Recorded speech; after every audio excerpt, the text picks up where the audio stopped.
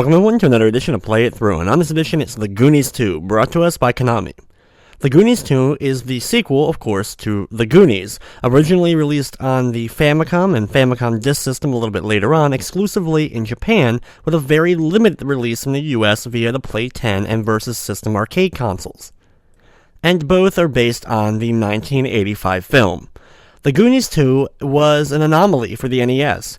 With the original not getting a full release in the US, many gamers were confused, thinking that the Goonies 2 video game was a sequel to the movie. However, it's really more of just a sequel to the other game. The story is rather simple, of you playing as Mikey, the leader of the Goonies, and you have to rescue the other 6 members of the Goonies, as well as a mermaid named Annie, who has been kidnapped by the Fratellis. There isn't a whole lot more to go by, and the game itself doesn't give you a whole lot more backstory.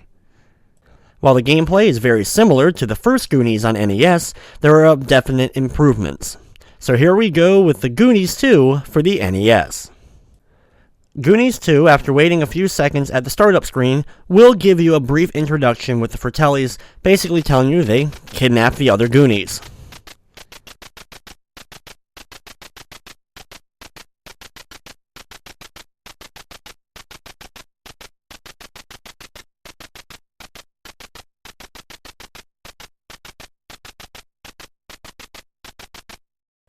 When you start up the game, you can either start right in, or you can use a password to continue from where you left off, which keeps track of the current amount of Goonies you've saved and the items you have in your inventory.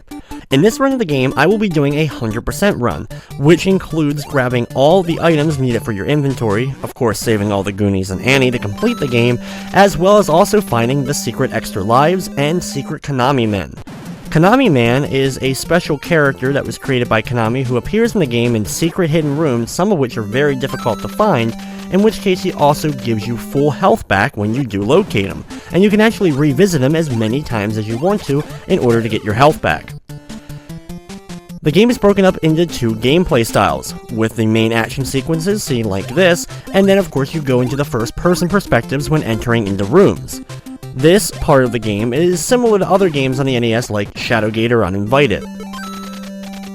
You'll have 4 options while in these rooms to either go to another part of the same set of rooms, hit an object with your fist or hammer if you equip it, as well as take anything you currently see and use the items, which whatever ones you've gathered at that point of course are then available.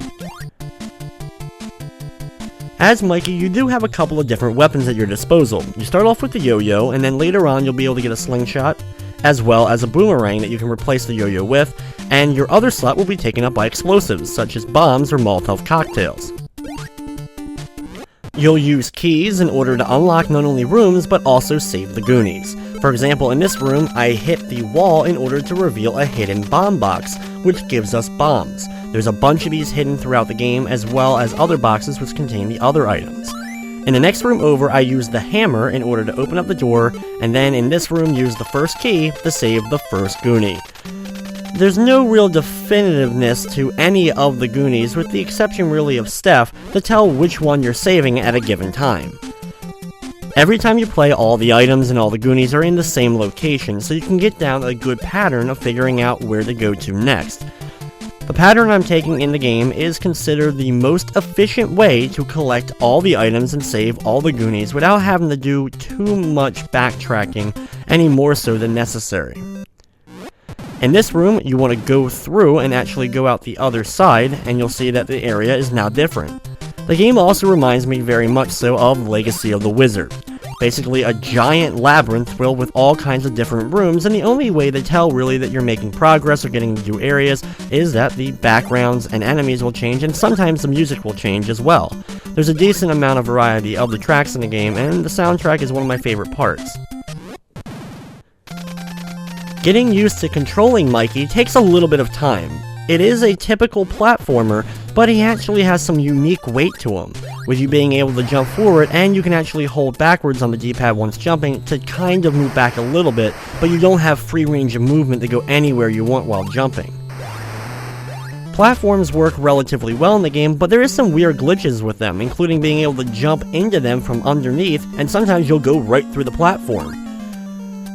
This is definitely one of those very confusing games. Without an actual written guide or map, it can be very difficult to navigate. I won't be exploring every single room in the game, I'll be only exploring rooms that will end up giving us new items. And because of this, there is one character known as Ambassador Konami, a weird yellow space-like alien guy who gives you a basic hint that tells you just to save the other Goonies and Annie, who I won't be visiting just because he doesn't give us an item.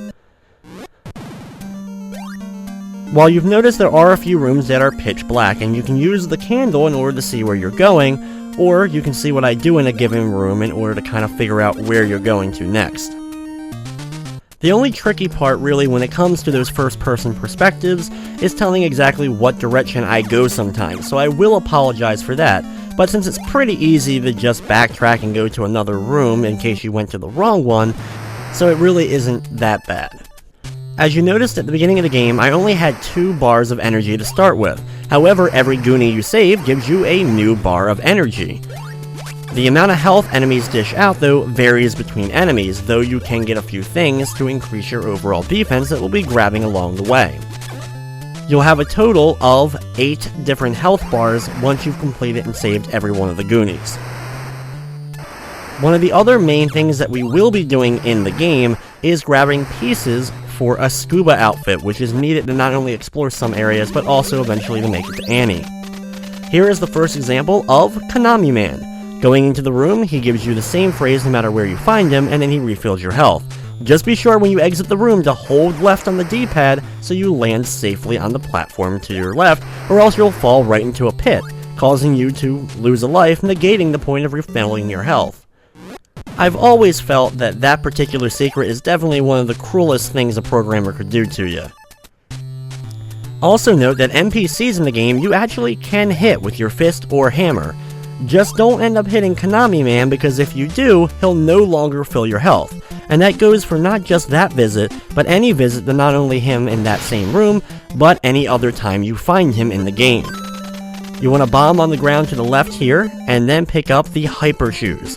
There's 3 different sets of shoes you have in the game. The default shoes I'll be using for most of the game, the Hyper Shoes which allow you to go faster but it's definitely trickier to jump with, and then you'll also have the Spring Shoes which will allow us to jump higher, and we'll have to use them at specific points.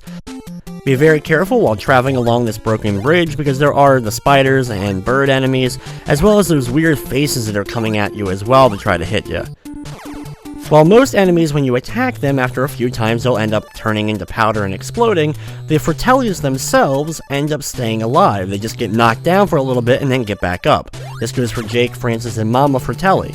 Now those were the 3, of course, from the film. However, the game actually adds an exclusive Fratelli known as Pipsqueak, who you actually defeat like all the rest of the enemies. So basically, if you see a Fratelli who ends up dying like the rest, it was Pipsqueak. A lot of the enemies in the game, especially in some of the tougher areas, including even getting to this area at this point in the game, are of course a lot tougher, and because of that you want to have a little bit more strategy with them.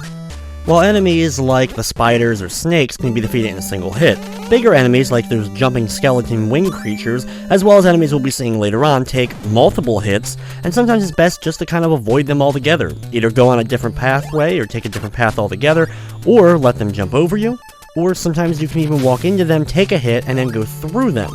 Though on some enemies later on in the game, this can be very tricky, because the enemy, when you walk into them, yes, you get brief invincibility, but they like to back up as well, and when they do that, you'll just end up walking right back into them.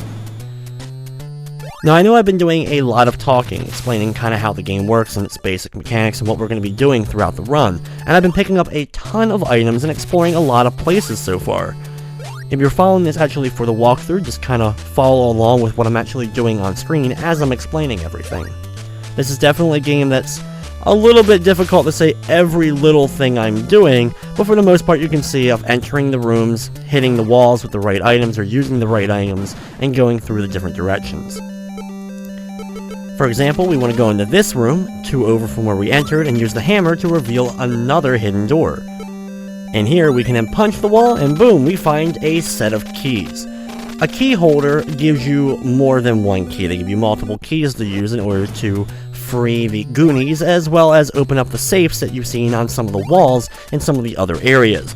Now you can get keys different ways, the same with the bombs. You can either find the bomb boxes or key holders, or you can actually get them to drop from enemies. They're random drops from the enemies, and the keys are one of the rarest drops an enemy can give. So knowing the locations of the key holders is very useful. Here we want to use the glasses that we picked up earlier on to reveal a hidden doorway, and then we have saved the second Goonie. The best thing about saving the Goonies is you get not only more health, but it completely refills your health as well. In the game, since it's a kind of giant map, and you can really go anywhere you want at any time and complete and save the Goonies in any real order that you want to, as long as you have certain items. The only ones that take a little bit of time to actually be able to save are the ones that we're going to be using the scuba suit in order to get to their areas. Now, because of the way the game is set up, there actually is no boss fights in the game. There's of course some tougher enemies, like I mentioned earlier, and we'll be seeing them later on, but no big bosses or baddies to have to deal with individually. From where we currently are, we're going to head down this giant stalk, and we're going to stop in the room below, go through a few rooms in order to pick up another bomb box.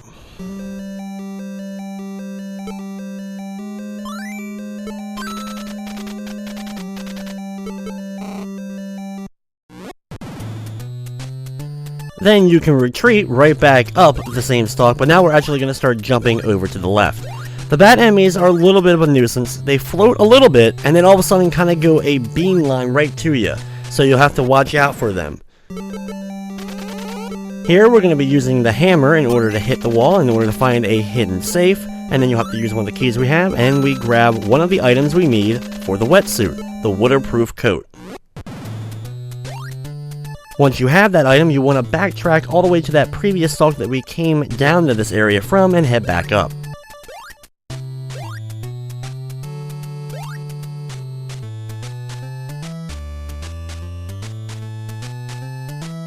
Thankfully, the next item that we do need for the scuba gear is actually not too far from where we are.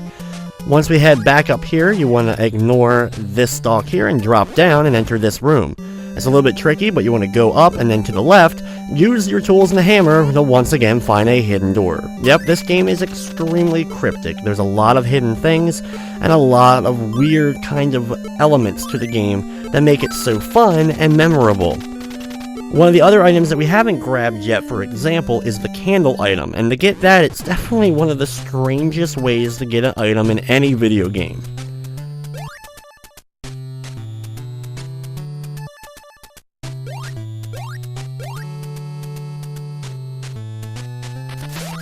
You want to go down here ignoring the door that we just passed by, and then you can climb up here heading over to the right. The scorpion enemies are one of my least favorite. They take up a large amount of space, so they're really hard to dodge and jump over, as well as they spit out projectiles. We want to go through that door near him, go back, and go through into this area that we were in earlier. Once we're back here, we have to travel down here. One of the few complaints I've always had about the game is that you can't do kind of a jump into anything that you can climb, and then automatically start climbing. You always have to start from either the very top of it or the bottom of it in order to climb up and down. In here, by riding this platform over, we can go through a hidden room and find another Konami Man. He will refill our health, and then we can exit out and then head back over.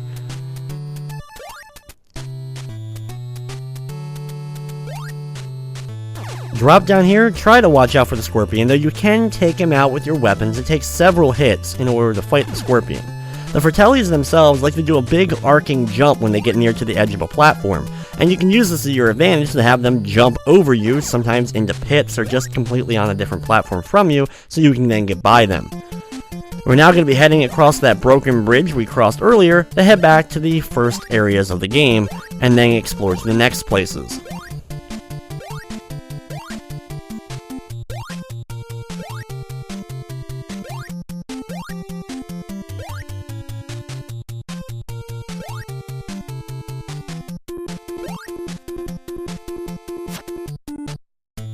One thing I always found funny is with the high success of the original Goonies film, there was always those rumors that they were going to make a sequel to the movie. The rumors persisted for so many years, even up to now, where it actually looks like they may finally be making a Goonies Toon sequel. While the game doesn't really give a good representation of what a sequel to the movie would have been like, this definitely has to be one of the first instances in video games where a video game was made as kind of a pseudo-sequel or side story to a film franchise. In this room over here when we enter, we're going to use that hit command in order to punch open the wall in order to get the transceiver. The transceiver you can use at random times to give you little tiny hints. But the more important item that we're here to get is this one right here.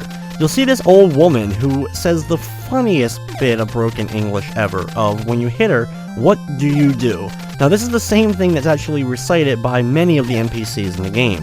However, with this particular old woman, if you punch her 5 times, yep, you have to hit her 5 times, she will actually give you the candle. And the candle item is pretty much essential so that you actually can see the darkened rooms that we've been exploring. That has to be one of the weirdest ways to get any item in an NES game, and that's actually saying something. You want to ride this platform over across, and when you get over to the door, of course, enter it. Inside here you can find another one of the magic locator devices. These basically allow you to find some of the hidden items in the game. Also located inside this room is another one of the Konami Men who will replenish our health, thankfully, and we can continue along our way going back.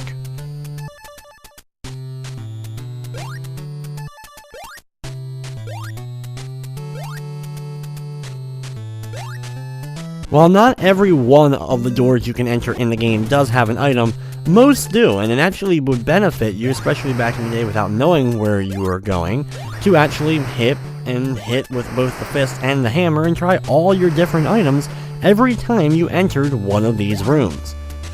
Actually, 100%ing this game on your own is a huge task, and anyone who was actually able and willing to do so definitely deserves a pat on the back. Here we're going to use the candle in order to see in this room, and then we're going to use the glasses to make one of the doors appear. Inside here you'll find another one of the old women, and this time she'll give you the helmet. The helmet item actually appeared in the original Goonies game as well, and here it gives you more defense. You don't actually see it physically on your character, but you always have it equipped. Items that fall from the ceilings, like rocks and all at some areas of the game, will actually bounce off your head and won't cause you any damage. Go into this door and then go out the opposite end in order to end up in another snowy area. Of course, in the snow and ice filled areas you do slip and slide. You also have to watch out for, of course, the stalagmites hanging from the ceiling, as they will actually cause your jumps to get hindered if you land in between them while jumping. On the far end of this room though is a darkened room, and then you can go through a couple of doors to find, well, a hole in the ice. Here, you want to use the item of the diving suit that we've gathered the pieces for, and head underwater for the first time. Really a kind of another type of gameplay if you want to consider it, so that would be 3 different types of gameplay. Here you'll have to actually swim around and go to different doors and entrances, and you can use your harpoon gun in order to take out enemies.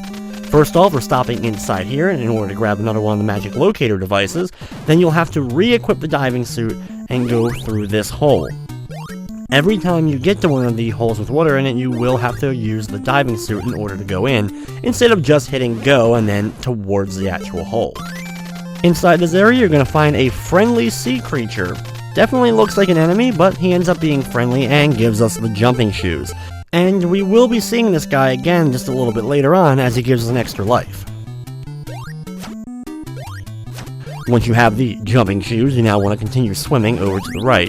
Be very careful of the open floor areas, as if you get anywhere near it, you will end up losing a life when you go under. The game is actually pretty sensitive when it comes to this, and it may only take about half of your body underneath the area in order to lose a life that way. Now go into this door and hit the wall in order to find another one of the key holders. Once you've done so, just use the diving suit again in order to go back, and you'll now be in this area.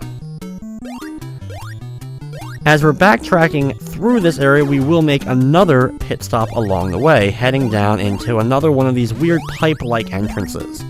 Down here, be very careful while going underneath, watching out for the octopi, as well as, of course, the giant hole underneath you, and then go inside this room. Here you're going to punch the wall in order to get another one of those bomb boxes. We do have plenty of bombs overall, but I want to show, of course, the location of all of them. The key here, though, is hitting the wall in this room in order to grab the ladder, which is a very essential item. Then in the next room, you want to use the hammer and actually make a hole in the ceiling with the hammer, and then you can use the ladder in order to put it there, and you'll climb up and find the next Goonie.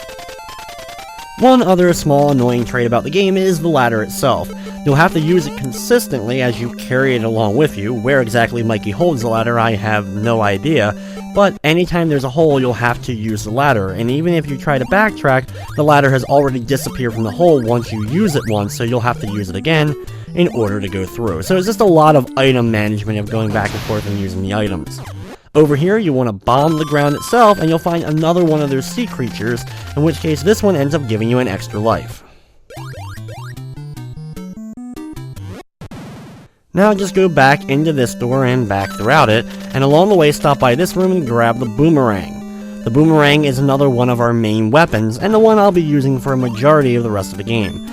The boomerang is actually the third weapon in your inventory, with the slingshot being the second, and technically makes that the medium weapon, with the boomerang being overall the best, but of course the boomerang has its disadvantages as well, as when you throw it out, yes, it does a decent amount of damage to enemies, but you have to wait for it to come back to you in order to use it again.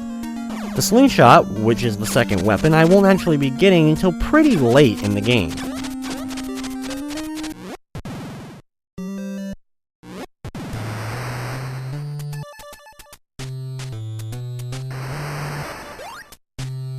We're going to be traveling back over to the right, and you'll have to wait on a few of the platforms for some waterfalls to come down, as well as for the platform itself to come back to you.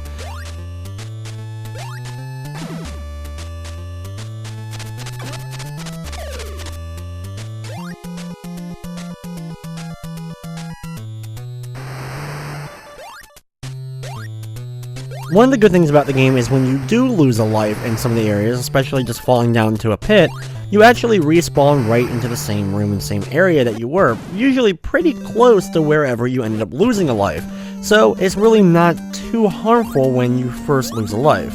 Now of course losing all your lives will be a little bit more of a pain.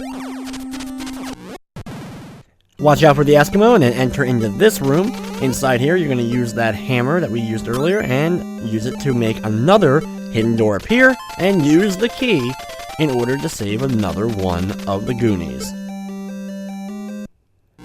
Once you back out, you can see now that we're only missing 2 of the 6 members of the group. And you can also see from that right there, as it was falling down on top of me, it just bounced right off of my head. Just go back to the previous room that we were in and just go back into here. Yep, once again we're in this room with all the wonderful waterfalls and moving platforms. Here I'm going to take out the scorpion from a little bit of a distance with that boomerang. That's the big benefit of using the boomerang, is that you can hit those enemies across the platform from you before trying to actually go to a said platform. Climbing up here and entering here, you'll find the old man, who informs you, like always, that it's a warp zone. You can use it in order to kind of get past a large area of the map. Here we're going to use the spring shoes really for the first time, and use them to kind of help us jump around. I'll be using the spring shoes and just leave them equipped for a bit, as I use them to kind of not only get through certain platforms a little bit easier, but overall they're pretty fun to use. Here you want to jump up to this ladder and then climb up. You can see that we're actually right back near the beginning of the game inside of one of the house-like areas. It's kind of weird that you kind of start off in the house and then go down into the vast caves underneath. Use the ladder in order to go down here and you'll find another one of the warp zones. Now here I ended up going through, but it's not where we want to go yet. We'll actually be coming back to that area later on in the game. With the confusion of actually going through the wrong area and realizing that I do that, when I backtrack, I accidentally forget to open up the safe, which is one of the reasons why we actually came in here.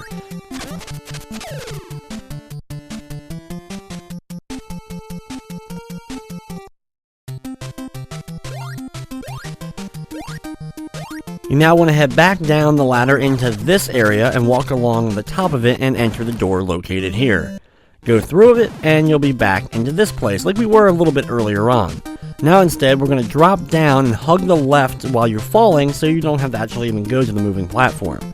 Here you're going to have to wait a few seconds though for the ones to come near, and jump up into the door on the top right. Travel over to the right and use your fist in order to find another one of those hidden fire boxes, and now you want to head back out. That's the only reason why we had to go into that room.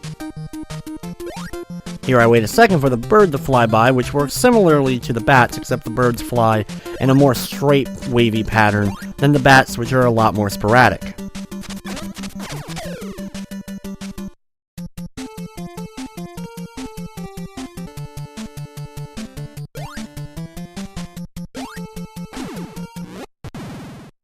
Over here at the far end, there's another door that we're going to be traveling, and hey look, another warp zone.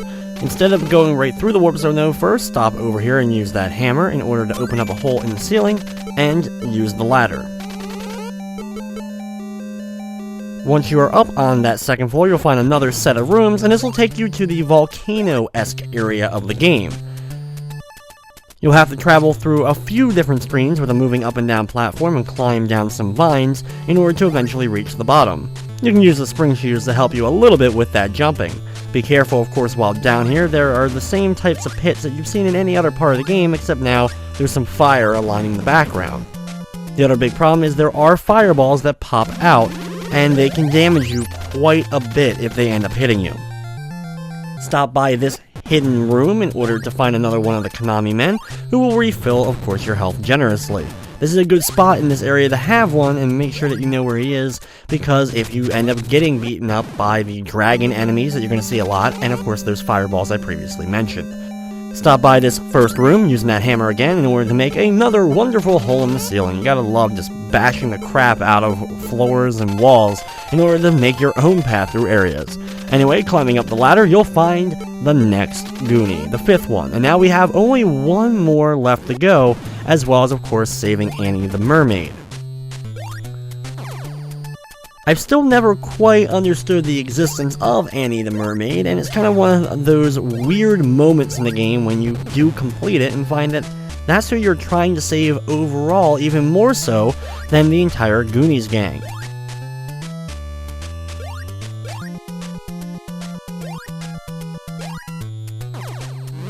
Over here, watching out for more dragons, we find another one of the old men who has another warp zone that we're going to actually be taking in order to get to another weird house-like segment. This log cabin-esque area, that I like to call it, you'll be traveling through over to the right and introduced to a few new enemies. The skeletons that walk backwards when you try to approach them. They will thankfully go off of platforms. The same thing goes for the knights. While the skeletons just kind of move, the knights will actually charge at you with their sword. These are some of the tougher enemies in the game that I had mentioned earlier that are a little bit difficult to get around, especially on smaller platforms when you're sandwiched between the floor and another platform just above your head. Getting past these guys takes a little bit of practice. Grab the box in this room and then backtrack out of it, and now you want to go back over to the left to another ladder that we previously had passed and head down it.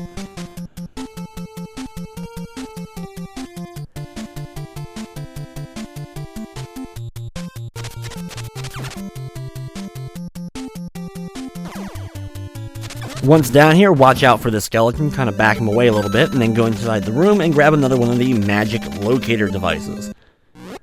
Then you want to actually go through the area to the other side. This is another one of those times where I make a little bit of mistake and end up backing out when I actually want to go forward, because holding forward is actually the way I came into the room. Just one of those weird, confusing things that happens in this game. An enemy introduced in this area that you saw very briefly on the previous screen was the ghosts. These guys kind of form all together with 4 ghosts flying around you for a few seconds, and then they become solid near you, in which case they then can start doing damage to you and they follow you around. Here I have to walk through these 2 weird enemies to try to get past them. Use the glasses in here in order to go through and go out the other side. That's definitely one of the hardest areas to get through because these guys do not seemingly die no matter how many times you keep hitting them over and over.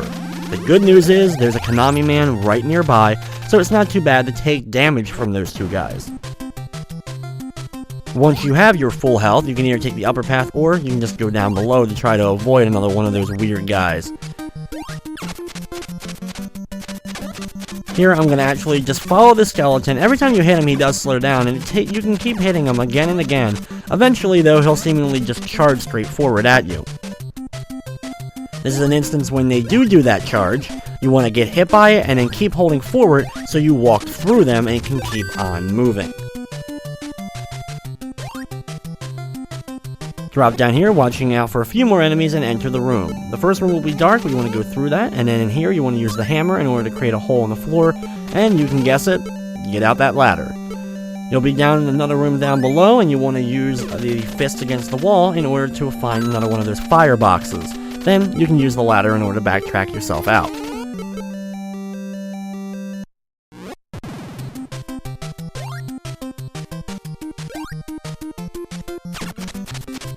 Once you are back out of the area, you want to now use the platforms in order to go back to that door that we originally entered this area from, trying to keep as much of your health as you can while traveling through.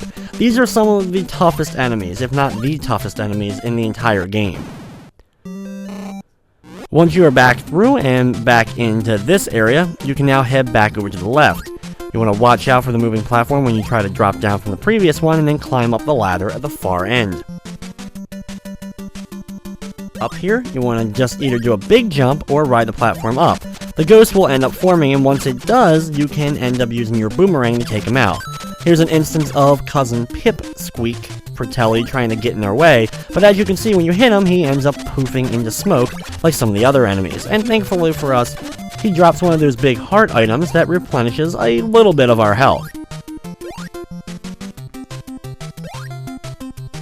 Back the skeleton up against the wall so you can actually make it to the ladder and then climb up it. Here you'll have to make a little bit of a tricky jump in order to get up to the top platform and then climb up the ladder immediately next to you. And then you want to do another jump up and keep going over.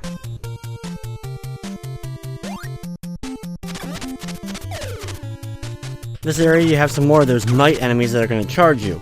You want to go up into this little secluded area, drop a bomb on the right side of it, and it'll make another hidden door appear. Inside here will be an old man who won't be welcoming you to a warp zone, instead gives you an actual extra life. Once you exit out with your new extra life, you want to go over to the left side, use the spring shoes to jump up here, and then you want to go through and then use the hammer to make a hole in the ceiling. Of course, use the ladder like we've been using in order to climb up. Then you want to use the glasses to make a hidden safe appear and open it up in order to find the bulletproof vest. The bulletproof vest will give us added protection against some of the hits that we'll be taking in the game.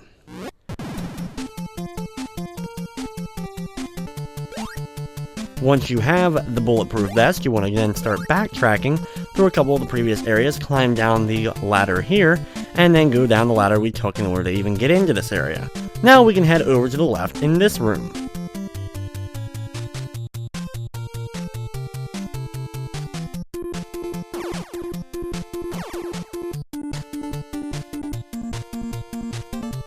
Over here to the left, you want to climb up this ladder and then go into the door right next to it. Inside, you're going to use that hammer to, well, guess what? Make another hidden hole appear, this time in the floor, and then use the ladder like we've been using. Go over to the right, you're going to find another one of the old men who will inform you it's a warp zone, and we're going to be using the diving suit in order to go underwater to another segment. Here you have to be very careful, as the area that you're going to be traveling underneath is very close to the floor, and it's extremely easy to lose a life here.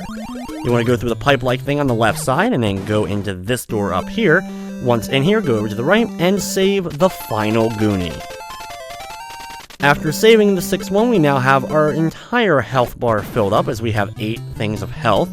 And now all we have to do is work our way towards Annie the Mermaid. We'll have a few more items and all to pick up along the way, but we've collected and saved all of our friends.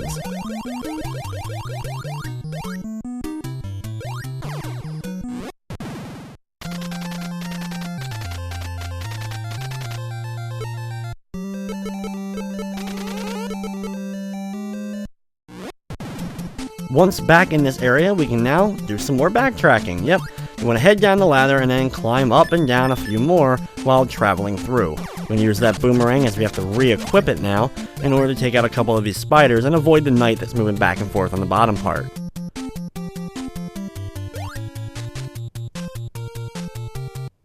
Our basic goal now is actually going to be heading back towards the volcano area that we traveled through in order to eventually make it to this place, and we have to actually use the volcano area in order to travel all the way back. So this is probably the biggest point of backtracking in the game. We're also going to use those shoes that we got earlier on that makes us a lot faster in order to help us progress through a little easier. The shoes definitely help you move faster, but because of that you won't be able to jump quite as easy and far as you do with your normal jump, and then some of the other enemies you'll end up running into because you're just moving so fast and they'll kind of come out of nowhere sometimes. The best thing though about these shoes is that you climb ladders a heck of a lot faster.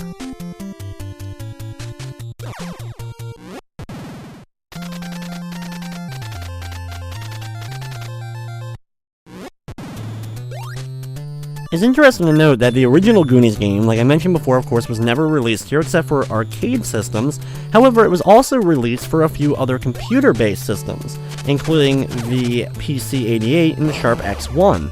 There was actually also an MXX version of the game for Japanese computer systems, but it actually featured completely different layouts than the NES counterpart. The Goonies Famicom game was also re-released for the Famicom Disk System, actually a year after Goonies 2 came out for the NES and Famicom. Another thing that I didn't mention earlier on happens to do with the weaponry. The boomerang item that I've been using for my main weapon can actually be stolen from you. So it's a good idea to do the area with that broken bridge that we did very early on in the game, pretty much near the beginning of your run. This way you don't have to go back through there at any point, in which case those floating gray heads that were chasing me actually come and steal your boomerang and take it away from you. However, doing it the way that we did, we don't have to worry about that because we completed that area and anything that we need to do over there before getting that boomerang. Once we have finally made it back through the area, we're going to travel back through the warp zone and back into this part of the house-like structure. You want to travel down on this area, watching out for all those snakes, and then head down this ladder. Yep, we've been here before multiple times already, and you want to travel all the way back through it in order to get to that other end. Of course, I happen to mess it up like I usually do, going through the wrong directions. Once back here, head all the way over to the left and enter this door. Now you could have come here at any point earlier on, but now we're going to come here and grab that slingshot. Since I prefer the boomerang and the yo-yo does a good enough job throughout most of the beginning of the game, I just grabbed the slingshot on my final way through here.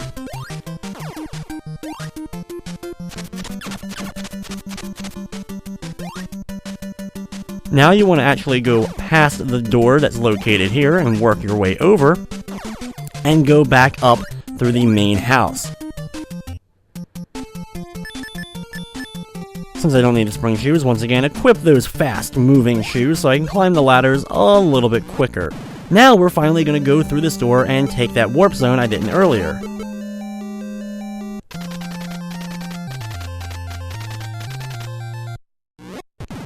We're now getting near the end of the game with only a few more little areas that we haven't explored yet.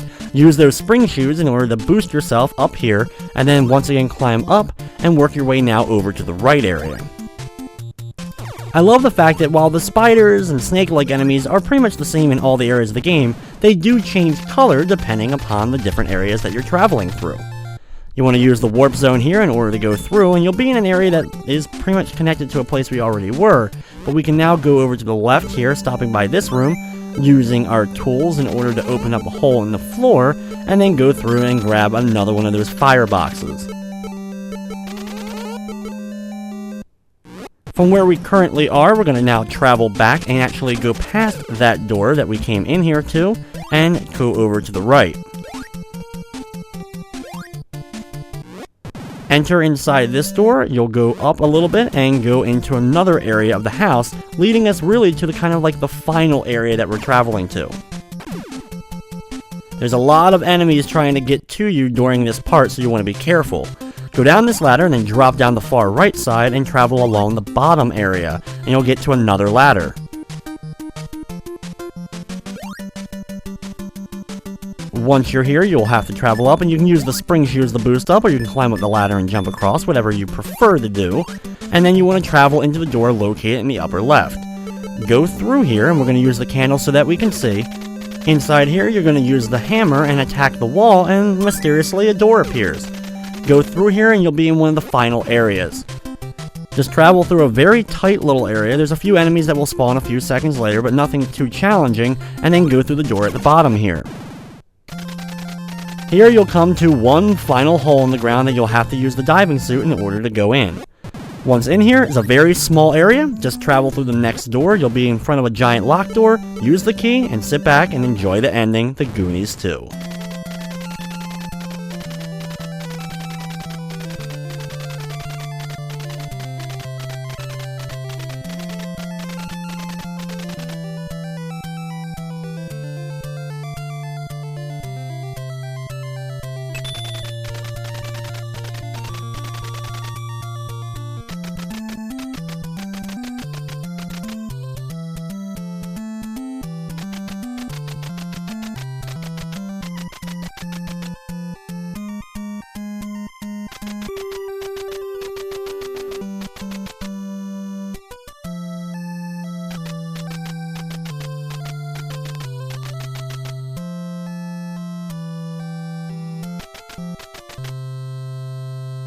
So there you have the ending to Goonies 2 for the NES.